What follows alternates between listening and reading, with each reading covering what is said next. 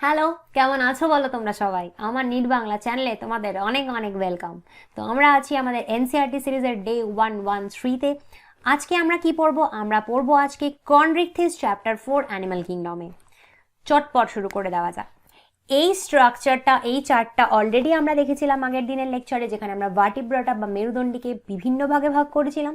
তার মধ্যে কিছু ছিল যাদের চোয়াল ছিল না, ল্যাক্স জ, তারা ছিল আগ্নাতা, তার মধ্যে সাইক্লোস্টোমাটা আমরা অলরেডি পড়ে ফেলেছি। এবার স্টার্ট করব যাদের চোয়াল আছে, যাদেরকে আমরা ন্যাথোস্টোমাটা বলি। চোয়ালওয়ালা প্রাণীদেরকে আবার তুমি দুভাগে ভাগ করতে পারো। এক ভাগ হচ্ছে যাদের পাখনা আছে, মানে মাছ। পাখনা তো শুধু মাছেরই থাকে, তাহলে এক ভাগ হচ্ছে সেই মাছ যাদের পাখনা আছে। আরেক ভাগ হচ্ছে যাদের পাখনা নেই, হাত পা আছে, বা সামনের হাত দুটো ডানা হয়ে গেছে। তারা কারা? তারা হচ্ছে সমস্ত টেট্রাপডারা, চতুষ্পদীরা। তার মধ্যে আমি তুমিও আছি, ঠিক আছে? তো টেট্রাপডা নিয়ে আমরা পরে পড়ব। আপাতত আজকে আমরা মাছ পড়ব। মাছ আবার দু রকম হতে পারে, এক হচ্ছে কন্ড্রিকথিস, দুই হচ্ছে অস্টিকথিস। আজকে আমরা পড়ব কন্ড্রিকথিস নিয়ে।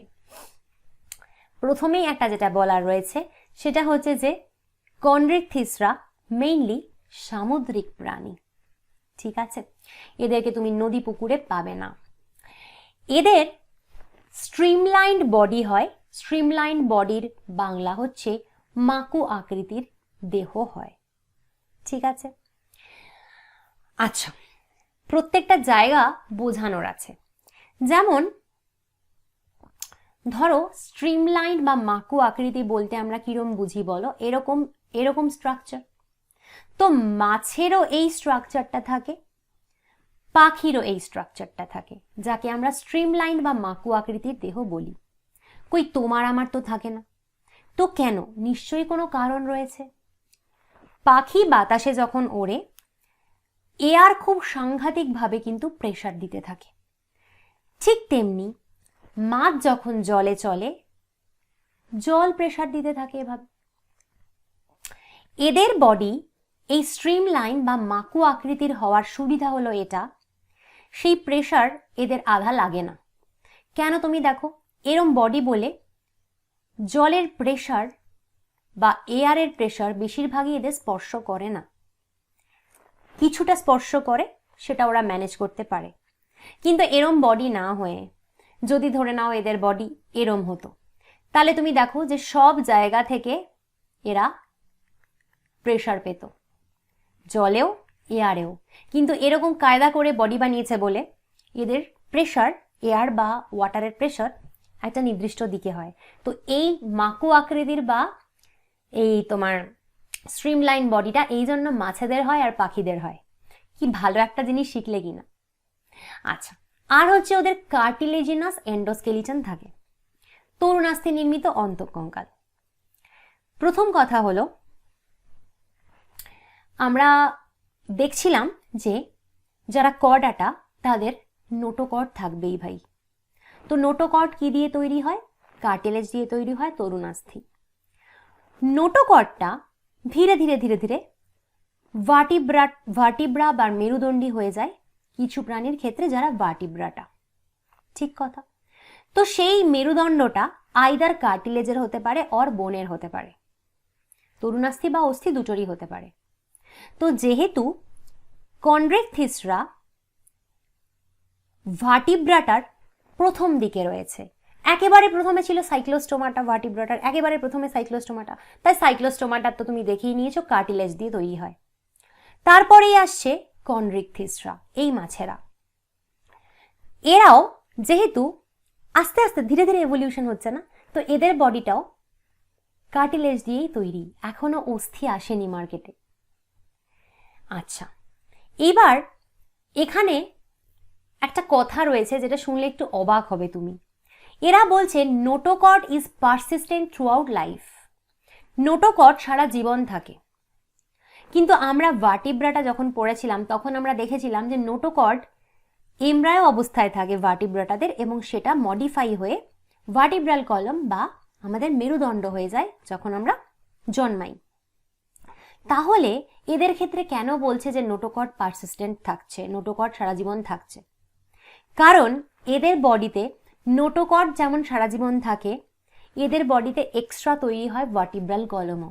তো মজার ব্যাপারটা হচ্ছে এটা, এদের নোটোকর্ড এবং ভার্টিব্রাল কলম দুইই থাকে, মেরুদণ্ডও থাকে, নোটোকর্ডও থাকে, কিন্তু এদের মেরুদণ্ডটা যেটা ভার্টিব্রাল কলম ওটা ছোট, ওটা সবে তৈরি হওয়া শুরু হয়েছে, কিন্তু মেইনলি থাকে নোটোকর্ড। কি সুন্দর ব্যাপার দেখো, ঠিক আছে, দুটোই থাকে, ভার্টিব্রাল কলম তৈরি হচ্ছে ছোট, আর ওদিকে রয়েছে নোটোকর্ড। বোঝা গেল? মাউথ ইজ লোকেটেড ভেন্ট্রালি, মুখছিদ্র দেহের অঙ্কদেশে অবস্থিত, সামনের দিকে। মানে কি, ধরো এইটা যদি মাছটা হয় তো ওর এই হচ্ছে ওর মুখটা, এই হচ্ছে ওর মাউথ। তো এটা সামনের দিকে কিনা বলো? এটা সামনের দিক, তো এটা তো অঙ্কদেশ, ভেন্ট্রাল। ঠিক আছে, বোঝা গেল? গিল স্লিটস আর সেপারেট অ্যান্ড উইদাউট ওপারকুলাম। কানকোবিহীন ফুলকা ছিদ্রগুলো পৃথকভাবে অবস্থান করে। তার মানে কি, এদের কানকো তৈরি হয়নি, ফুলকা ছিদ্র রয়েছে, গিল স্লিটস রয়েছে। তো ধরো এরকম এদের এখানে গিল স্লিটস রয়েছে, ফুলকা ছিদ্র রয়েছে, কিন্তু তাকে ঢাকার জন্য কোনো কানকো নেই। কানকোর ইংরেজি ওপারকুলাম। গিল স্লিটস কি করে, এর কি ফাংশন, আমি আগের দিনের লেকচারে ভালো করে বুঝিয়েছিলাম। যদি না দেখে থাকো চট করে একবার দেখে নাও যে এই ফুলকা ছিদ্র করেটা কি। ঠিক আছে, এদের স্কিন টাফ হয়, কন্টেইনিং মাইনিউট প্ল্যাকয়েড স্কেলস। ত্বক শক্ত হয়, শক্ত ত্বক, আর ছোট ছোট প্ল্যাকয়েড আঁশ থাকে। এদের আঁশ হয়ে যায় যখন মাছ, এদের আঁশ তো আছে, কিন্তু প্ল্যাকয়েড আঁশ ছোট ছোট। প্ল্যাকয়েড আঁশগুলো জেনারেলি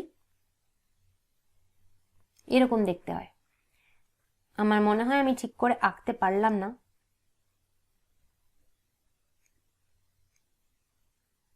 এরকম দেখতে হয়, এগুলোকে বলে প্ল্যাকয়েড আঁশ। ঠিক আছে, teeth are modified placoid scales which are backwardly directed. এই প্ল্যাকয়েড আঁশগুলোই এদের রূপান্তরিত হয়ে দাঁত তৈরি হয়। বোঝো, মাছের দাঁত এসেছে এই আঁশ থেকে, এবং সেগুলো ব্যাকওয়ার্ডলি ডিরেক্টেড মানে কি, পশ্চাৎ অভিমুখী, অর্থাৎ পেছনের দিকে বাঁকানো থাকে। পেছনের দিকে বাঁকানো মানে দাঁতটা, ধরো ধরো এইটা যদি মুখ হয়, ঠিক আছে, তো দাঁতগুলো এই রকম ভাবে থাকবে, পেছনের দিকে বাঁকানো অবস্থায় থাকবে। তাতে সুবিধে কি বলতো, কিছু একটা তুমি যখন আচ্ছা, বাড়িতে আমরা দেওয়ালে লাগাই জামা কাপড় ঝোলানোর ছোট ছোট হ্যাঙ্গার মতন, যেগুলো ম্যাগনেটেরও হয়, লাগিয়ে দিই, চিপকে দিই। সেগুলো কিরকম দেখতে হয় দেখো তো, সেগুলো এরকম দেখতে হয় না, এরকম দেখতে হয় না, সেগুলোতে আমরা লাগাই তো জামা কাপড়। সেগুলো এরকম কেন থাকে, যাতে গ্রিপ করতে পারে, জামা কাপড়টা ধরে রাখতে পারে, পড়ে না যায়।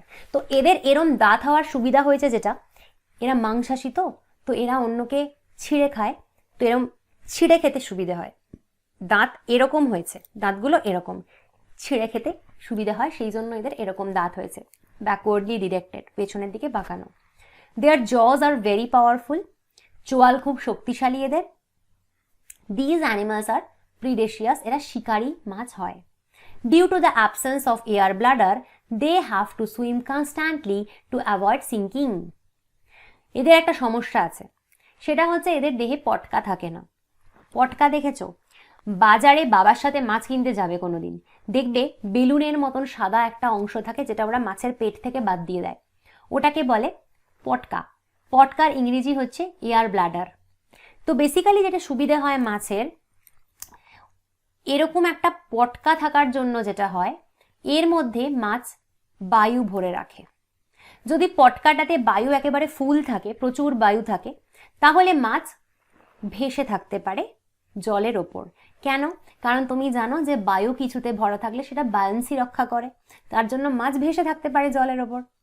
এবার মাছ ধরো মনে করলো আমি আর ভাসবো না, আমি নিচে যাব, তো ও না এয়ার ছাড়তে থাকে ভেতর থেকে। তো যতটা এয়ার এখান থেকে বেরোবে সেই অনুযায়ী ও জলের বিভিন্ন তলে ভেসে থাকবে। যদি পুরো এয়ার বার করে দেয় তাহলে থপ করে পড়বে জলের নিচে মাটিতে। এটাই হচ্ছে পটকা বা এয়ার ব্লাডারের গুরুত্ব। সমস্যা হচ্ছে এই কন্ড্রিকথিস বেচারাদের এয়ার ব্লাডারটি থাকে না। তো তাহলে কি করবে? এরা তো জলে ডুবে যাবে, এরা তো ভেসে থাকতে পারবে না। তার জন্য কি করতে হয়? এদের কন্টিনিউয়াস জলে সাঁতার কাটতে হয়। আমরা সাইকেল চালানোর সময় যেমন কন্টিনিউয়াস প্যাডেল করি ব্যালেন্স রক্ষার জন্য, এদের তেমনি কন্টিনিউয়াস সাঁতার কাটতে হয় পাখনা দিয়ে, যাতে জলে ডুবে না থাকতে হয়।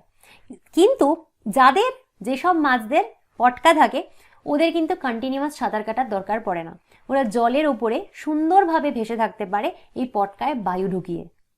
ঠিক আছে, ওকে। এদের হার্ট দুটো চেম্বারের থাকে, দুটো প্রকোষ্ঠ থাকে, অলিন্দ এবং নিলয়, অরিকল অ্যান্ড ভেন্ট্রিকল।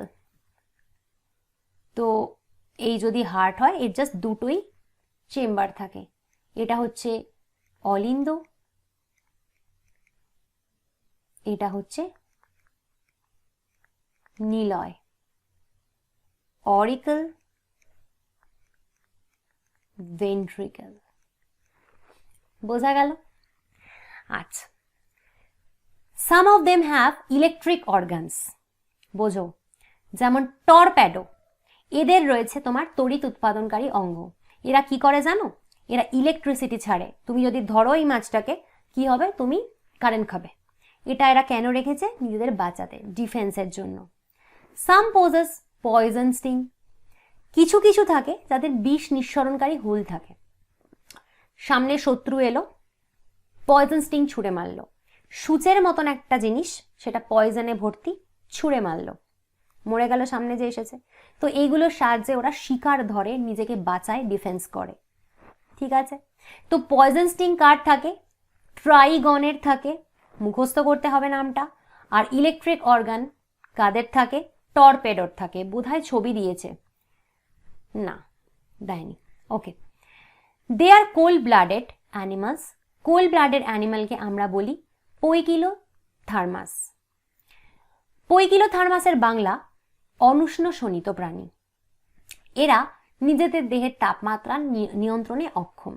দেখো, একটা খুব ভালো কনসেপ্ট তোমার ক্লিয়ার করি। আমরা ধরো মানুষ, আমরা ম্যামেল, তো আমরা পৈকিলোথার্মাস নই, আমরা হোমিওথার্মাস। তার মানে কি? আমরা কোল্ড ব্লাডেড নই, আমরা ওয়ার্ম ব্লাডেড। বলি না আমরা ওয়ার্ম ব্লাডেড, আমরা কি কোল্ড ব্লাডেড? তো আমাদের সুবিধা কি রয়েছে? ধরো তুমি চাকরি পেলে সুদূর ক্যানাডায়, তো সেই ক্যানাডায় -35°C টেম্পারেচার। চলে গেলে সেখানেও তুমি বেঁচে থাকবে। আবার তুমি চাকরি পেলে থর মরুভূমিতে, সেখানে গরমকালে 50°C, তো সেই থর মরুভূমিতে গিয়েও তুমি বেঁচে আছো। তো তুমি 50-এও বেঁচে আছো, -35-এও বেঁচে আছো, কি করে সম্ভব হচ্ছে? তোমার বডির প্রত্যেকটা এনজাইম কাজ করে 37°C। আমাদের বডির ভেতরকার টেম্পারেচার কত? 37°C। তাতে সমস্ত এনজাইম কাজ করে, তার থেকে এদিক ওদিক হলেও কাজ করবে না। তাহলে তুমি -35-এ কি করে বেঁচে আছো আর 50-এই বা কি করে বেঁচে আছো? তার কারণ আমাদের বডি মেনটেন করতে পারে ভেতরকার টেম্পারেচারকে। বাইরের টেম্পারেচার যাই হয়ে যাক না কেন, তোমার শরীরের ভেতরে অলওয়েজ 37°C মেনটেন হবে। তার জন্যই তো তোমার এনজাইম কাজ করছে, তার জন্যই তো তুমি সব জায়গায় গিয়ে স্ট্রং, কোনো জায়গায় অসুবিধা নেই, ক্যানাডা চলে যাচ্ছি, থর চলে যাচ্ছি। এই সুবিধাটা আমাদের রয়েছে। তো এটার জন্য আবার সমস্যা হচ্ছে, এটা খেতে বেশি হয়, কারণ এটা মেনটেন করা অনেক এনার্জি কনজিউমিং প্রসেস, অনেক এনার্জি লাগে এটা মেনটেন করতে গেলে। আর এনার্জি তুমি কোথা থেকে পাবে? খাবার থেকে যাবে, প্রচুর খাবার খেতে হবে আমাদেরকে এটা মেনটেন করতে গেলে, আমরা খাইও প্রচুর। আচ্ছা, এবার হচ্ছে তুমি একটা এই কন্ড্রিকথিস যে মাছরা, এই মাছের তুমি একটা মাছকে ছেড়ে দাও গিয়ে ক্যানাডার জলে, যদিও ক্যানাডায় -35 আর জল কি থাকবে, তো বরফই হয়ে যাবে। যাই হোক, সেখানে ছেড়ে দাও বা থর মরুভূমির জলে গিয়ে ছেড়ে দাও, এরা মরে যাবে। কেন? এদের বডির ভেতরকার টেম্পারেচার এরা মেনটেন করতে পারে না। বাইরে যে টেম্পারেচার হয় এদের বডির ভেতরেও সেই টেম্পারেচার হয়। ধরো বাইরে টেম্পারেচার 5 ডিগ্রি, ওর ভেতরেও 5 ডিগ্রি। বাইরে টেম্পারেচার 40 ডিগ্রি, ওর ভেতরেও 40 ডিগ্রি। তো মরে যাবে। ওর বডির প্রত্যেকটা এনজাইম এতটা টেম্পারেচার গ্যাপে তো কাজ করবে না। তখন কি করে, এর জন্য এই ধরনের প্রাণীরা যারা কোল্ড ব্লাডেড হয়, যাদেরকে আমরা পৈকিলোথার্মাস বলি, এরা একটা পার্টিকুলার টেম্পারেচার রেঞ্জেই বেঁচে থাকতে পারে। ধরো এই মাছগুলো সাপোজ 15 ডিগ্রি থেকে 25 ডিগ্রি, 15 থেকে 25 ডিগ্রি জলের টেম্পারেচারেই এরা বেঁচে থাকতে পারে। তার বেশি বা কম হলে এরা মরে যায়। বোঝা গেল পৈকিলোথার্মাস কোল্ড ব্লাডেড কাদের বলে আর ওয়ার্ম ব্লাডেড কারা? হোমিওথার্মাস। ওকে, আর কি হয়েছে? তাই জন্যই বলেছে যে they lack the capacity to regulate their body temperature. এরা দেহের তাপমাত্রা নিয়ন্ত্রণে অক্ষম, এরা পারে না। বাইরে যা টেম্পারেচার বডির ভেতরেও তাই টেম্পারেচার হয়। এদের মধ্যে লিঙ্গভেদ বর্তমান, সেক্সেস আর সেপারেট, মেল ফিশ আলাদা, ফিমেল ফিশ আলাদা। পুরুষ মাছের শ্রোণী পাখনায় যৌন মিলনে সাহায্যকারী উপাঙ্গ ক্লাস্পর বিদ্যমান। ইন মেল পেলভিক ফিন্স বিয়ার ক্লাস্পর্স। মাছের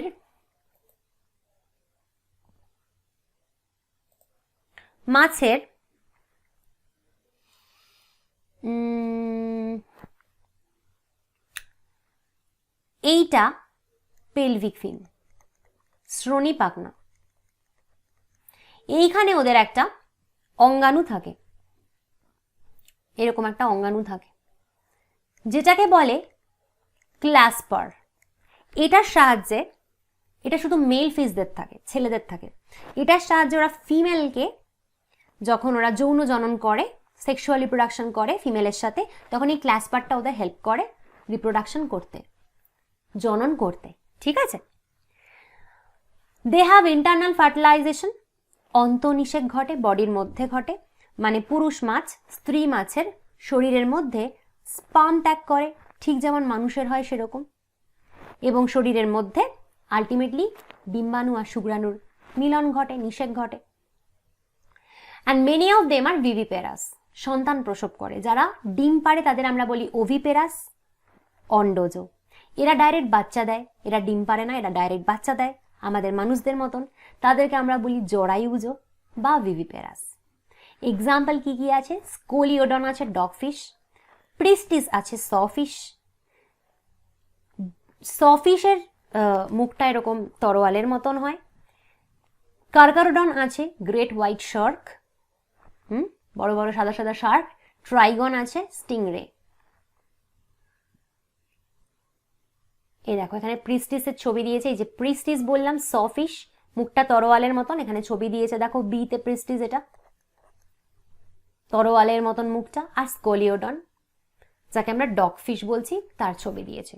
ছবিগুলো কিন্তু জানতে হবে, কারণ তোমাদের নিটে ছবি দিয়ে প্রশ্ন করে এটা কিসের ছবি। তো তোমার ছবি দেখে চিনতে হবে এটা কিসের ছবি। ঠিক আছে? তো বলো বুঝতে পারলে কিনা আজকের ভিডিও এই অবধি।